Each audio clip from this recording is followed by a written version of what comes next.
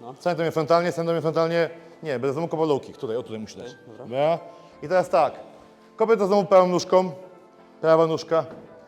Cofka. I teraz on daje talerz na lewą nogę wewnętrzną. Low kick. Cofka. Low kick. Po kolei. Hop! Cofka. Hop! I pracuję sobie. Tutaj, tu. Hop! Cofka i hop! Kopnięcie. Jeszcze raz, jeżeli żeby kogoś stała krzywda. Tutaj, tu. Po kolei. Low kick, hop. Low kick. Cofka i tutaj low kick. 15 razy znowu. Czyli low kick, cofka. Kończymy sobie low kickiem wewnętrznym. Gotowi? Ruszamy i 1!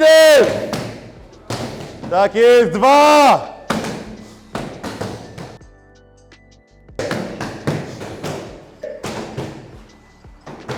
Tak, piszczelem kopiemy nogi wewnętrzny. 2! Piszczelnie stopą. 3! Tak, 4!